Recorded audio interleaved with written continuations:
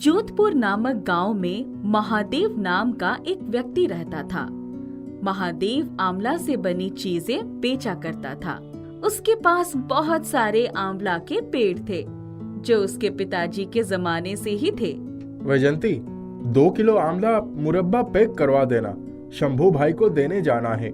आज सुबह ही उन्होंने मुझसे कहा था। जी ठीक है, अभी देती हूँ। महादेव आंवला का मुरब्बा लेकर शंभू भाई के घर आता है। शंभू भैया, ये लीजिए, मुरब्बा लेकर आया हूँ। वाह भाई, आ गए, आओ दो जरा चक्कर देखो।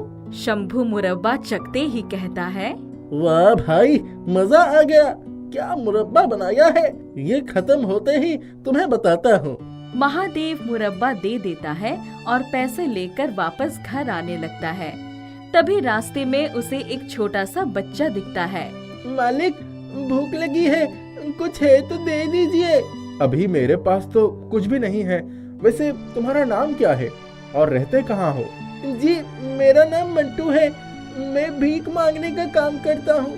मेरे पास रहने के लिए कोई घर नहीं है, जहाँ जगह मिल जाता है वहीं रह जाता हूँ। उस बच्चे को देखकर महादेव को उस पर दया आ जाती है। अरे बेटा, चलो मेरे साथ, मेरे घर में, वहीं तुम्हें कुछ खिलाता हूँ। महादेव उस बच्चे को अपने साथ घर लाता है। वैजंती, बाहर तो आना। बोलिए, क्या बात है? ये बेचारा बच्चा सड़क पर भीख मांग रहा था। इसके पास घर बार भी नहीं है, भूखा था, इसीलिए मैं इसे अपने साथ यहाँ ले आया। वाह, ये तो बहुत अच्छा किया आपने। रुको बेटा, अभी कुछ खाने के लिए लाती हूँ। वैजंती मंटू को भरपेट भोजन करवाती है। बेटा, थोड़ा आराम कर लो, फिर जाना। मंटू महादेव के घर पर ही सो जाता है। तभी महादेव का बेटा शौर्य वहाँ आता है और मंटू को देखकर कहता है, अरे माँ, ये किसे घर बुला लिया है? ये तो भीख मांगने वाला लड़का है, इसे निकालो घर से। शौर्य बेटा, ऐसे नहीं बोलते, ये भी तो हमारी तरह इंसान ही है। जाओ, तुम अंदर जाकर बैठो। शौर्य को मंटू बिल्कुल पसंद नहीं आता है। मंटू जब उठता है तब वो महादेव के घर से जाने लगता है। महादेव उसे रोकता है। अरे बेटा, कहाँ जा रहे हो? पता नहीं, जहाँ आसरा मिल जाएगा वहाँ चला जाऊंगा। बेटा, अभी मत जाओ, थोड़ी देर और रुक जाओ। वैजंती, जरा अंदर तो आना। महादेव वैजंती से बात करता है। वैजंती, मैं सोच रहा था इसे अपने साथ ही रख लेता हूँ। वैसे भी तुम्हें अकेले काम करने में भी दिक्कत होती है, ये तुम्हारी मदद भी कर दिया करेगा और इसे रहने के लिए घर भी मिल जाएगा। क्या कहती हो? जी, आप सही कहते हैं, हम इसे अपने साथ ही रख लेते हैं। मंटू अब महादेव के साथ उसके घर पर रहने लगता है और वैजंती के काम में मदद भी करने लगता है। शौर्य कभी भी उससे सीधे मुंह बात नहीं किया करता था, क्योंकि शौर्य को वो बिल्कुल पसंद नहीं था। माँ, आप लोगों ने इसे यहाँ रखा है तो उसे बोल दीजिए वो सिर्फ आप लोगों के पास आए, मेरे पास आने की जरूरत नहीं है। बेटा, उसने ऐसे क्या कर दिया है तेरे साथ जो तू उसे पसंद नहीं करता? चल छोड़ वो सब, जाकर खाना खा ले। नहीं माँ, मैं जा रहा हूँ बाहर, मुझे नहीं खाना है। ठीक है बेटा, जा, मगर जल्दी आना। तभी वहाँ मंटू आ जाता है। मंटू को देखकर शौर्य और भी गुस्सा हो जाता है। अरे, तुम फिर चले आए? जब मेरी और माँ की बात चले, यहाँ आने की जरूरत नहीं, हटो मेरे सामने से। बेटा, तू क्यों मंटू के साथ ऐसा करता है? ये हमारा कितना ख्याल रखता है, कितनी परवाह करता है हमारी। शौर्य वहाँ से चला जाता है। महादेव और वैजंती मंटू को अपने बेटे जैसा प्यार करने लगे थे। वो उनके घर का सदस्य बन गया था। चल मंटू, चलकर मुरब्बे देख आते हैं गाँव में। गाँव में सभी लोग महादेव और वैजंती की बहुत प्रशंसा करते थे, क्योंकि उन्होंने एक अनाथ बच्चे को सहारा दिया था। धीरे धीरे दोनों बच्चे बड़े होने लगते हैं। शौर्य गांव में रहकर पढ़ाई करना नहीं चाहता था, इसलिए वो जिद करके शहर पढ़ाई करने चला जाता है। लेकिन मंटू महादेव और वैजंती का साथ नहीं छोड़ता है और वही उन लोगों के साथ रहता है। महादेव का बड़ा बेटा शौर्य शहर में पढ़ाई करके एक बहुत बड़ा आदमी बन जाता है, अपनी कंपनी खोलता है और अपने काम में व्यस्त हो जाता है। वो वापस अपने माँ पिताजी से मिलने तक नहीं आता है। महादेव और वैजयंती हर वक्त अपने बेटे के लिए परेशान रहते थे। पता नहीं शौर्य कैसा होगा, कोई खबर भी नहीं आई उसकी। पढ़ाई पूरी किए तो बहुत साल हो गए, एक बार हमसे मिलने आ ही जाता तो क्या चला जाता उसका। अरे ऐसा क्यों कहती हो? खबर तो उसने भिजवाया था कि वो एक बड़ी कंपनी खोल ली है। अब हमारा बेटा एक कंपनी का मालिक बन गया है तो उसे समय कैसे रहेगा यहाँ आने को। एक बार देख लेती तो तसल्ली मिल जाती। कुछ महीनों बाद कुछ काम के सिलसिले में शौर्य को उसके गांव के पास ही आना था। अब वहाँ जा रहा हूँ तो अपने गांव भी चला ही जाऊंगा और आखिरी जो काम बच गया है उसे भी पूरा करके हमेशा के लिए शहर में ही रह जाऊंगा। शौर्य एक चमचमाती हुई गाड़ी में अपने गांव आता है। महादेव और वैजयंती इतने सालों बाद अपने बेटे को देखकर बहुत खुश होते हैं। बेटा तू आ गया, कहाँ था अब तक? पता है तेरी माँ कितना परेशान हो रही थी तेरे लिए। अरे बेचारा बच्चा अभी अभी आया है और आप इसे ये सब कह रहे हैं। आ बेटा आकर बैठ, मैं अभी तेरे लिए कुछ बनाती हूँ। जा मंटू पानी लेकर आ शौर्य के लिए। अरे बस कीजिए आप लोग, मैं यहाँ बैठने या पानी पीने नहीं आया हूँ। मैं आज एक बहुत जरूरी काम करने आया हूँ।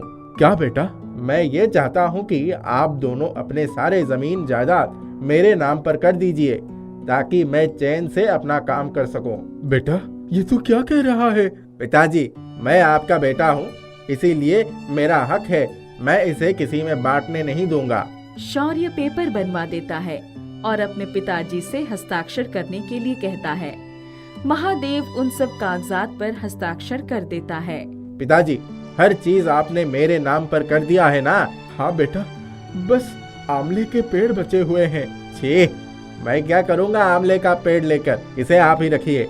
बेटा मंटू, हमारे जाने के बाद क्या तू ख्याल रखेगा मेरे आंवले के पेड़ का? जी मैं ये काम जरूर करूँगा।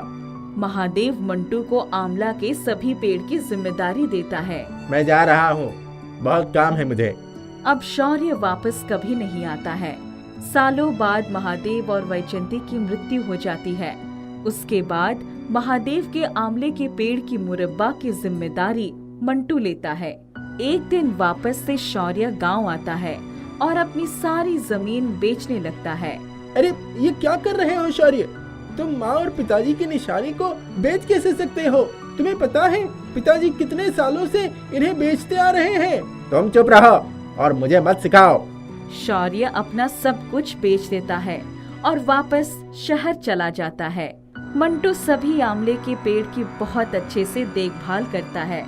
कई सालों बाद शौर्य फटे पुराने कपड़े में गांव रोता बिलखता पहुंचता है। सभी उस पर बहुत हंसते हैं। अरे क्या हुआ शौर्य, तुम रो क्यों रहे हो? और ये कैसी हालत हो गई है तुम्हारी? मेरा सब कुछ लुट गया, मेरा इतना बड़ा कंपनी डूब गया।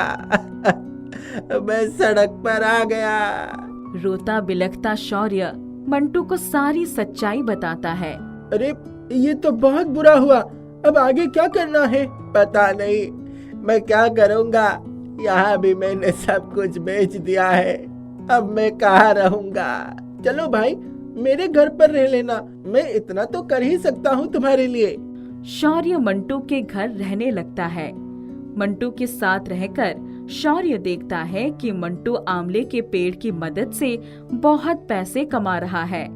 ये देख उसके मन में लालच आ जाता है, इसलिए वो एक दिन मंटू से कहता है, मंटू तुम जिस पेड़ की मदद से पैसे कमा रहे हो वो पेड़ मेरे पिताजी के हैं, तुम उनके अपने बेटे नहीं थे। अनाथ समझकर उन लोगों ने तुम्हें वो पेड़ दिया था, मगर कानूनन उनके सभी चीजों पर मेरा हक है, इसीलिए मैं चाहता हूँ तुम वो सब पेड़ मुझे दे दो। अरे ये कैसी बातें कर रहे हो शौर्य? तुमने तो कहा था तुम्हें ये पेड़ नहीं चाहिए, इसीलिए तो उन्होंने ये पेड़ मुझे दे दिया। अरे वो सब मैं नहीं जानता, मुझे मेरे पेड़ चाहिए बस। मंटू यह सुन बहुत उदास हो जाता है। ठीक है भाई, अगर तुम्हें वो पेड़ चाहिए तो मैं तुम्हें वो पेड़ दे देता हूँ। अब मैं यहाँ नहीं रह पाऊंगा, मैं इस गांव छोड़कर ही जा रहा हूँ। मंटू शौर्य को पेड़ दे देता है और वो गांव छोड़कर चला जाता है। दूसरे गांव जाकर मंटू एक छोटी सी झोपड़ी बनाता है और वहीं रहने लगता है। मंटू को पेड़ पौधों का बहुत शौक था। जहां वो झोपड़ी बनाकर रहता था उसके पास में ही एक खाली मैदान थी। वहीं मंटू छोटी मोटी चीजें उगाना शुरू कर देता है। एक दिन उस जगह का मालिक वहां आता है और पूछता है, ये सब किसने लगाया है? मंटू उनके पास जाता है और सारी बातें बताता है।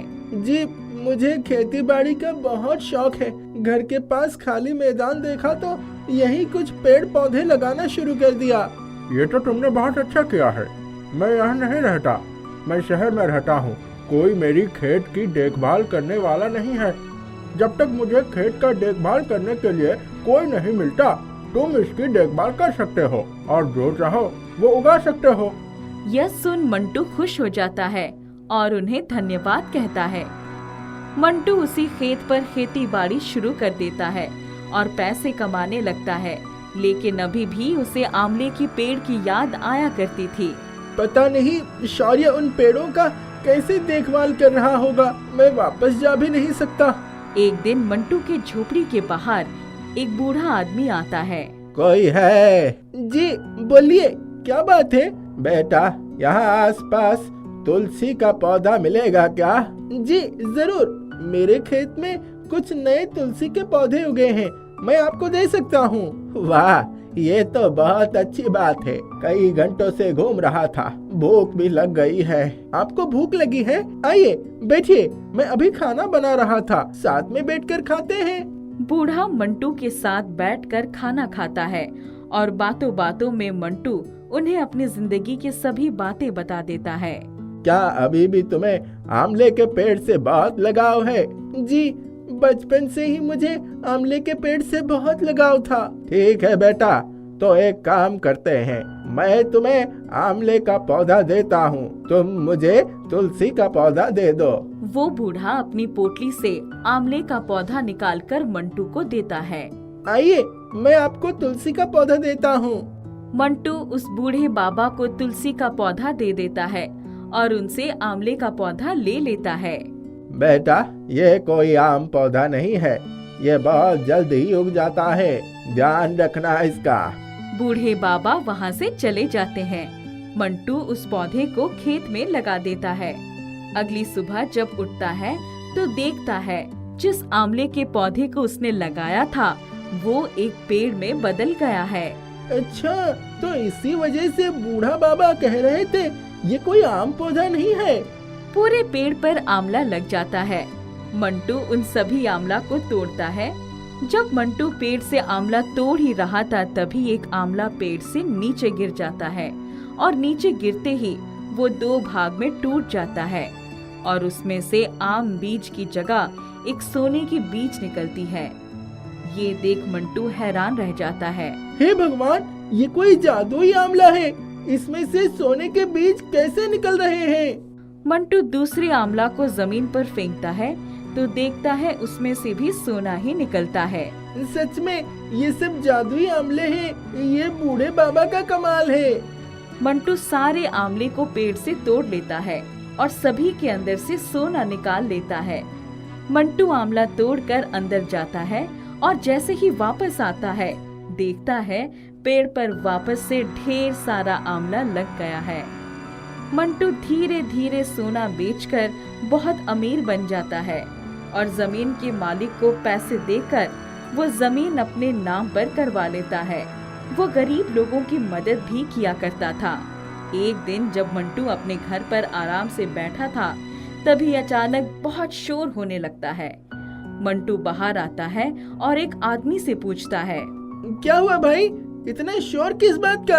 एक लड़का चोरी करके पड़ोस के गांव से भाग रहा था, उसे ही पकड़ने में लगे हैं। सभी देखिए, वो पकड़ा गया, चलिए चलकर पिटाई करते हैं उसकी। मंटू आगे जाता है तो देखता है वो कोई और नहीं बल्कि उसका भाई शौर्य ही है। अरे रुक जाइए, मत मारिए इसे। मंटू की बात सुन सभी उसे मारना छोड़ देते हैं और वहाँ से चले जाते हैं। ये क्या हो गया शौर्य तुम्हें? जितने भी लोगों से मैंने शहर में पैसे लिए थे वो सब यहाँ पुलिस लेकर आ गए थे। इसी वजह से मुझे सारे पेड़ बेचने पड़े और साथ में जहाँ रहता था वो भी बेचना पड़ा। मेरे पास कुछ भी नहीं है। भूख लगी थी, कुछ खाने के लिए उठा रहा था, इसी वजह से सभी ने मेरी पिटाई कर दी। भाई, बचपन से लेकर आज तक तुमने मेरे साथ कुछ भी अच्छा नहीं किया, लेकिन आज भी सिर्फ माँ और पिताजी की ख्याल करके मैं तेरी मदद कर रहा हूँ। मंटू अपने पैसे देकर वापस उन आंवले के पेड़ को ले लेता है। माफ कर दे भाई, मैं बहुत गलत था। मैंने बिल्कुल अच्छा नहीं किया तेरे साथ। मेरी लालच की वजह से मैंने अपना सब कुछ गवा दिया। बस एक अंतिम बार इस भाई पर एहसान कर दे। मंटू एक घर शौर्य के लिए बनवा देता है और उसके लिए एक दुकान भी खोल देता है। भाई, अब से तू इस दुकान को ही चला। धन्यवाद भाई। अब मंटू और शौर्य में दोस्ती हो जाती है। शौर्य मन लगाकर दुकान चलाने लगता है और मंटू भी अपने जीवन में व्यस्त हो जाता है। जादुई गुलाब जामुन। भावपुर नाम में मीना नाम की एक गरीब औरत रहती थी। उसका ढोलू नाम का एक बेटा था। ढोलू सिर्फ नाम का ही ढोलू नहीं था, बल्कि ढोल के जैसा डील डॉल और मोटा भी था। उसका ढोल के जैसा पेट था और उसे मिठाई खाने का बहुत शौक था। गुलाब जामुन देखकर उसकी लार टपकने लगती थी। सोते जागते गुलाब जामुन के ही सपने देखता रहता था। ढोलू बेटा उठो, सुबह हो गई। अरे अम्मा, अभी अभी तो गुलाब जामुन खाने को मिलने वाले थे कि जगा दिया। तुझे तो सपने में भी गुलाब जामुन ही दिखाई देते हैं। पागल हो गया है तू गुलाब जामुन के पीछे। लगता तो ऐसा ही है अम्मा। चल अब उठकर खेत से कुछ सब्जियां ले आ। माँ के कहने पर ढोलू खेत पर सब्जियां लेने के लिए चला जाता है। वहाँ से सब्जियां लाने में उसे दोपहर हो जाती है। वह रास्ते में थकान महसूस करता है और एक पेड़ के नीचे आराम के लिए बैठ जाता है। तभी पेड़ का एक पत्ता टूटकर उसके पास गिरा और कहने लगा, हे भगवान, तू पत्ता क्यों गिराता है? गुलाब जामुन क्यों नहीं गिराता है? जैसे ही ढोलू यह कहता है, पेड़ के ऊपर से एक प्लेट उसके पास आकर गिरती है। हाँ, खाली प्लेट गिरी। गुलाब जामुन से भरी प्लेट गिरती तो कुछ मजा आता। गुलाब जामुन का नाम लेते ही वह प्लेट गुलाब जामुन से भर जाती है। जैसे ही ढोलू को गुलाब जामुन दिखे, वह उन पर टूट पड़ता है। ढोल से पेट में ठूस ठूस कर गुलाब जामुन भर लेता है। उन गुलाब जामुनों ने तो ढोलू पर कुछ अजीब सा असर दिखाया। उसकी सारी थकान मिट गई। उसमें गजब की मस्ती छा गई। वह काफी देर तक मस्ती में नाचता रहा। आहा, आहा, मजा आ गया, मजा आ गया। उसके बाद उसने उस प्लेट को अपनी कमीज में छिपाया और घर की तरफ दौड़ पड़ा। रास्ते में गांव के बाहर उसे 3 दोस्त मिल गए। उसने उसको अपने पास बुलाकर कहा, ओ रामू, कालू और धन्नू, गुलाब जामुन खाओगे क्या? क्या अपने दादा की शादी से लाया है तो गुलाब जामुन? ढोल से पेट वाले ढोलू, गुलाब जामुन होती तो तू अपने इस ढोल में भरता, भला हमें खिलाता क्या? चल खिला बे ढोलू, कहाँ से खिलाएगा? ढोलू अपनी कमीज के अंदर से प्लेट निकालकर मन ही मन में गुलाब जामुन का नाम लेता रहा, तो प्लेट गुलाब जामुनों से भर जाती है। फिर रामू, कालू, धन्नू भी गुलाब जामुन खाते हैं। उन गुलाब जामुनों को खाकर उन पर भी मस्ती छा जाती है। वे तीनों भी मस्ती में उछलने कूदने लगते हैं। जियो ढोल से ढोलू भैया, ये गुलाब जामुन तो कमाल के थे। सारी थकान मिट गई और तन मन में मस्ती छा गई। ढोलू अपने दोस्तों को वहीं छोड़कर अपने घर चला जाता है। उसे खाली देखकर उसकी माँ बहुत नाराज होती है और उससे पूछती है कि वह खेत से सब्जियाँ क्यों नहीं लाया। मैंने तुझसे सब्जियाँ लाने के लिए कहा था, कहाँ है सब्जियाँ? अरे माँ, सब्जियों को मारो गोली और तुम गुलाब जामुन खाओ। गुलाब जामुन खाऊं? कहाँ से खाऊं? यहाँ से खाओ, ये प्लेट देगी तुम्हें गुलाब जामुन। ढोलू मन ही मन प्लेट से गुलाब जामुन मांगता है और प्लेट देखते ही देखते गुलाब जामुनों से भर जाती है। मीना उसमें से गुलाब जामुन उठाकर खाती है तो आश्चर्य में पड़ जाती है और कहती है, अरे ये तो बड़े कमाल के गुलाब जामुन है, खाने में तो मजेदार ही है, साथ में तन मन की थकान को भी मिटाते हैं। ये शरीर का दर्द और थकान मिटाने वाली गुलाब जामुन है अम्मा, और साथ में मस्त भी कर देती है। अरे सच में मस्ती छा रही है बेटा। तभी गोलू सोने चला जाता है। मीना बहुत सयानी और लालची थी। उसने सोचा ये जादुई गुलाब जामुन है तो क्यों ना और खा लूं। यही सोचकर वो बहुत सारे गुलाब जामुन खा लेती है और देखते ही देखते उसका पेट फूलकर मोटा हो जाता है। फिर भी वो और गुलाब जामुन खाती है। तभी गोलू वहाँ आ जाता है। माँ, ये क्या? तुम तो बिल्कुल गुलाब जामुन जैसे हो गई हो, इतना मत खाओ। अरे तभी तो खाना शुरू किया, बस थोड़े और। इतना कहकर वो थोड़े और गुलाब जामुन खा लेती है और उसके पेट में बहुत जोर से दर्द होने लगता है। हाय मैं मर गई, मेरा पेट फट जाएगा। गोलू जा कोई दवा ले आ, मुझे बचा ले पेट दर्द से। तभी गोलू भागता हुआ डॉक्टर के पास जा रहा था। उसे रास्ते में पुजारी जी मिलते हैं। अरे गोलू, कहाँ भाग जा रहा है? वो मेरी माँ ने जादुई गुलाब जामुन खाए और अब वो खुद गुलाब जामुन जैसे हो गई है और पेट में दर्द भी है। किसी भी चीज को जरूरत से ज्यादा खाओगे तो यही होगा ना। एक काम करो, घर जाओ और उन जादुई गुलाब जामुन की पूजा करो और प्रसाद के रूप में सिर्फ एक ही खाओ और अपनी माँ को भी दो और बाकी लोगों में भी बांट दो, सब ठीक हो जाएगा। गोलू पुजारी जी के कहने जैसा ही करता है। कुछ दिन में उसकी माँ ठीक हो जाती है।